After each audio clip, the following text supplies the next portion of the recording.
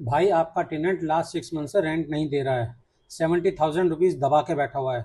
आप उससे घर खाली करने को बोलते हो तो वो चिल्ला कर आपसे बोलता है, मैं सुसाइड कर लूंगा और सुसाइड नोट में तुम्हारे पूरी फैमिली का नाम लिखूंगा। अब ध्यान से सुनिए, उस एक लाइन के साथ खेल पलट गया है अब वो चोर नहीं है, अब मुजरिम आप बन सकते हो। जी हाँ, क्योंकि कल अगर उसने कुछ कर लिया तो पुलिस सबसे पहले किसका दरवाजा खटखटाएगी? आपका। बीएनएस के section 108 that is abetment of suicide 10 साल तक की रिगोरस इम्प्रिजनमेंट है। और आपने अभी तक एक कागज में रिकॉर्ड पे नहीं डाला है, क्योंकि ये सिर्फ एक फैमिली की कहानी नहीं है, ये हर उस इंसान की कहानी है जिसने कभी अपना घर किराए पे दिया है या देने की सोच रहा है। हिसार हरियाणा के वीर सिंह जी ने अक्टूबर 2025 में एक नया टेनेंट रखा। पहले ही महीने से झूठ शुरू हो गया उसका। रेंट आज दूंगा, कल दूंगा, पेमेंट पेंडिंग है, नया घर खरीद लिया, बस सर रजिस्ट्री बाकी है। हर महीने आधा अधूरा रेंट देता था वो। सैकड़ों लोगों से फ्रॉड करके उसने पैसा उधार लिया हुआ है ऑलरेडी, और अब 70,000 उनका भी पैसा मार लिया। सुमेर सिंह जी की फैमिली ने लीगल नोटिस भेजा 28 जून तक इसी साल। उससे घर खाली करने को बोला था। फिर उसकी माँ ने फोन करके मोहलत मांगी। आज 3 जुलाई है और वो अभी भी झूठ बोल रहा है।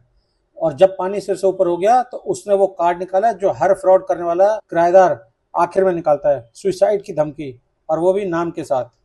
ये कोई इमोशनल बात नहीं है फ्रेंड्स, ये एक कानूनी जाल है, लीगल ट्रैप है ये। बीएनएस के सेक्शन 108 एबेटमेंट ऑफ सुसाइड, इसका क्या मतलब है? इसका मतलब है अगर किसी इंसान ने सुसाइड किया और ये साबित हुआ कि उसे किसी ने उकसाया था या फोर्स किया था, परेशान किया था, टॉर्चर किया था, तो सीधा सीधा उकसाने वाले को 10 ईयर्स की रिगोरस इम्प्रिजनमेंट है, प्लस फाइन लगेगा, जुर्माना लगेगा उसके ऊपर। खेल समझ रहे हो आप क्या हो रहा है आपके साथ? वो कमजोर दिखा रहा है अपने आप को, जबकि असल में वो सबसे बड़ा अटैकर है आपके ऊपर। टेनेंट को लगता है कि धमकी देकर उसने आपको डरा दिया है, लेकिन उसने खुद अपने अगेंस्ट 2 धाराएं खोल दी हैं। फर्स्ट, बीएनएस के सेक्शन 351 क्रिमिनल इंटिमिडेशन, किसी को डराना धमकाना कि मैं तुम्हारा नुकसान कर दूंगा, तुम्हारा नाम फंसाऊंगा, ये सीधा सीधा क्रिमिनल थ्रेट है। इसकी सजा है हमारे कानून के हिसाब से। सेकंड नंबर, बीएनएस के सेक्शन 308 एक्सटॉर्शन का एंगल है ये। मतलब जिस पल उसने ये बोला कि नाम लिखूंगा, उसने आपको एक लीगल वेपन दे दिया अपने आप। अब इसका फॉरेंसिक सॉल्यूशन सुनिए ध्यान से, step by step. Weapon number 1, आज ही अभी अपने नियरेस्ट पुलिस स्टेशन में, जो कंसर्न पुलिस स्टेशन है आपका, राइटिंग में कंप्लेंट फाइल करो। उसको अरेस्ट कराने के लिए नहीं, अपना रिकॉर्ड बनाने के लिए। इसे कहते हैं जीडी एंट्री, यानी जनरल डायरी एंट्री। बीएनएसएस के अंडर आती है ये। वेपन नंबर 2, हर चीज का प्रूफ कलेक्ट करो आज से, अभी से। वो फोन कॉल जिसमें उसने आपको सुसाइड की थ्रेट दी थी, वो कॉल रिकॉर्डिंग अगर है तो प्लीज उसको संभाल के रखो। व्हाट्सएप के वो सारे झूठे मैसेज, आपका रेंट आज दूंगा, कल दूंगा, प्लीज उनको किसी को भी डिलीट मत कर देना बेटा। उन सभी का स्क्रीनशॉट लेके अभी सेव करके रख लो। रेंट ना देने का पूरा हिसाब एक कागज पर लिखो, डेट वाइज, मंथ वाइज, कौन से महीने का कितना रेंट आपका अभी तक बकाया है, पेंडिंग है। 70,000 रुपीज का पूरा प्रॉपर ब्रेकअप होना चाहिए आपके पास। किसके लिए? अपने लिए नहीं, पुलिस को दिखाने के लिए। ये सारे लिंकेजेस डॉक्यूमेंट्स कहलाते हैं। वेपन नंबर 3, लीगल नोटिस को अकेला मत छोड़ो, उसे फॉलोअप से जिंदा रखो। उसको एक सेकंड रिमाइंडर लीगल नोटिस भेजो जिसमें 2 चीजें साफ साफ लिखी होनी चाहिए। नंबर 1, इस पर्टिकुलर डेट तक घर खाली कर दो। एंड नंबर 2, 70,000 रुपीज जो बैलेंस है, जो पेंडिंग है, उसकी अभी पेमेंट करो, वरना आपके ऊपर लीगल एक्शन लिया जाएगा। और ये सेकंड रिमाइंडर जो आप भेजोगे, इसे भी रजिस्टर्ड पोस्ट से ही भेजना है, एक्नॉलेजमेंट के साथ। और वो जो एक्नॉलेजमेंट स्लिप होगी वही आपका प्रूफ होगी कि नोटिस उसको डिलीवर हो चुका है, मिल चुका है। वेपन नंबर 4, एविक्शन और पैसा 2 अलग लड़ाई हैं, 2 अलग फाइट्स हैं। इन दोनों को एक साथ लड़ो। घर खाली कराना एक अलग केस है, 70,000 रुपीज वसूलना एक दूसरा अलग केस है। पैसे की वसूली के लिए ये एक तेज रास्ता है। सीपीसी का ऑर्डर नंबर 37, समरी सूट, ये आम सिविल केस जितना धीमा नहीं होता, क्योंकि यहाँ किराएदार को पहले कोर्ट को समझाना पड़ता है कि उसके पास बचाव है ही क्या। जब उसके पास कोई जवाब ही नहीं होगा तो फास्ट ट्रैक में फैसला ऑलरेडी आपके हक में आएगा। Weapon number 5 and most important, एक चीज दिमाग में गांठ बांध लो आज से ही, इस लड़ाई में जीतता वो नहीं है जो ज्यादा चीखता है, चिल्लाता है, बल्कि जीतता वो है जिसका रिकॉर्ड सॉलिड है, रिकॉर्ड मजबूत है। वो जो टेनेंट है वो आवाज के बेसिस पे लड़ रहा है, ड्रामे के बेसिस पे लड़ रहा है। आप कागज के बेसिस पे लड़ रहे हो, प्रूफ्स के बेसिस पे लड़ रहे हो। जीडी एंट्री, आपके पास स्क्रीनशॉट्स हैं, आपके पास नोटिस की रिसीट है, आपके पास 70,000 रुपीज का ब्रेकअप है। जिस दिन आपकी फाइल पूरी होगी ना बेटा, उस दिन उसका सारा ड्रामा वहीं बेनकाब हो जाएगा, बेकार हो जाएगा। और आप अपनी फाइट खुद लड़ोगे बिना किसी दलाल के, बिना किसी एजेंट को एक सिंगल पैसा दिए। अब कुछ 2-3 चीजें मैं बता रहा हूं जो बिल्कुल आपको कभी नहीं करनी है, क्योंकि यहीं पे 90% जितने भी लैंडलॉर्ड होते हैं वो अपनी जीती हुई बाजी हार जाते हैं।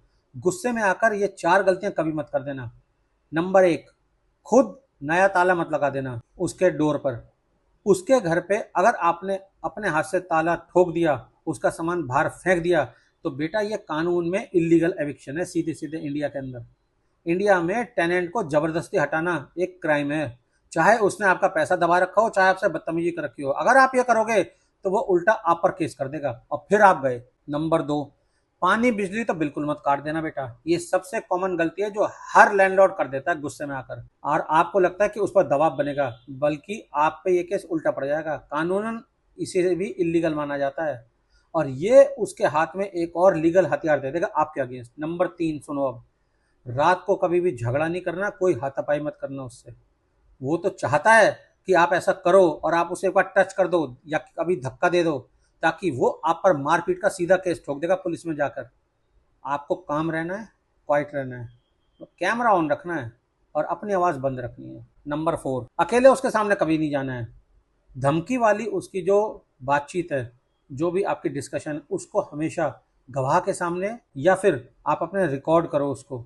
डायरेक्ट कन्फ्रंटेशन आपको ही ले डूबेगा, ध्यान रखना। याद रख लेना एक चीज़ को, फिर बता रहा हूँ, वो चाहता है कि आप गुस्से में गलती करो, क्योंकि आपकी ताकत आपके सब्र में है, आपकी फाइल में है, और वो उसी पे हिट करना चाहता है। और एक बात, आप बोल रहे हो केस में सालों लग जाएंगे, हमें केस नहीं चाहिए, ये मैं समझता हूँ, पर सच ये है कि डर के चुप रहना सबसे महंगा केस है, क्योंकि वो हर महीने आपका नुकसान बढ़ा रहा है बाय लीप्स एंड बाउंड्स, और आपका रिकॉर्ड खाली है। नंबर 1, कभी बिना रजिस्टर्ड रेंट एग्रीमेंट के घर किराए पे मत देना। डीएम ऑफिस में जाके, रजिस्ट्रार ऑफिस में जाके आपका रजिस्टर्ड रेंट एग्रीमेंट बनता है, उसके बेसिस पर ही आपको हमेशा देना है। वो 100 रुपए के लीगल स्टाम्प पेपर के बेसिस पर मत दे देना बेटा, फिर पछताओगे, रोओगे कि गलत आदमी फंस गया जी, खाली नहीं कर रहा, पुलिस उल्टा भगा देगी आपको वहां से। नंबर 2, ध्यान से सुनो, टेनेंट का पुलिस वेरिफिकेशन मस्ट है इंडियन लॉ के हिसाब से। एक फॉर्म भरना होता है, आप चाहो तो इसको ऑनलाइन भी करा सकते हो, क्योंकि आज की डेट में पुलिस वेरिफिकेशन टेनेंट का ऑलवेज ऑनलाइन हो जाता है। अगर सुमेर सिंह जी की फैमिली ने पहले ही वेरिफिकेशन करवा लिया होता तो शायद इस फ्रॉड टेनेंट का सच उनको पहले पता चल जाता। नंबर 3, सिक्योरिटी डिपॉजिट हमेशा कलेक्ट करो। कम से कम 2 महीने का सिक्योरिटी डिपॉजिट होता है, 2 महीने से ज्यादा का सिक्योरिटी डिपॉजिट इलीगल है। गलती से मत कलेक्ट कर लेना, कहीं दे बोलो कि उसे 2 लाख दे, 5 लाख दे दे, ये गलती मत कर देना। हर लैंडलॉर्ड मोस्टली ये गलती करता है, इसलिए बता रहा हूँ, सिर्फ 2 महीने का आप सिक्योरिटी डिपॉजिट ले सकते हैं, उससे ज्यादा बिल्कुल मत ले लेना, नहीं तो केस ऑलरेडी आपके अगेंस्ट हो जाएगा वहां पर। जिससे डिफॉल्ट हो तो आपका नुकसान कम से कम हो, आप उस लॉस को सिक्योरिटी डिपॉजिट के अमाउंट के अगेंस्ट एडजस्ट कर सकते हैं। जी हाँ। नंबर 4 सुनिए अब आप, हर पेमेंट का रिकॉर्ड रखो, या तो बैंक ट्रांसफर के थ्रू लो, यूपीआई के थ्रू लो, कभी भी कच्चे कागज पर मत लेना। ये 4 आदतें अगर आपने सीख ली ना बेटा, तो आपके आने वाले सालों की टेंशन से आपको बचा लेंगे, ध्यान रखना, अगर आप टेनेंट रखते हो तो कंक्लूजन क्या है, वो टेनेंट जो आपको कमजोर समझ रहा है, लेकिन सच यह है कि कानून आपके साथ है, बस आपको अपनी लड़ाई इमोशंस के साथ नहीं, प्रूफ के साथ लड़नी है। आज ही जाकर जीडी एंट्री कराओ, अपनी फाइल बनाओ, नोटिस भेजो, उसका ड्रामा वहीं बेकार हो जाएगा, क्योंकि ये घर आपका है, इस पर आपका हक है, इसे बचाने का हथियार भी आप ही के पास है। और अगर आपने अभी तक इस चैनल को सब्सक्राइब नहीं किया है ना, मेरा कोई नुकसान नहीं है, लेकिन as a citizen of India ये सिर्फ और सिर्फ आपका अपना पर्सनल लॉस है। इस वीडियो को मैक्सिमम शेयर कीजिए, इस वीडियो को लाइक कीजिए और इस चैनल को भी सब्सक्राइब कीजिए। I hope you will subscribe. Thank you.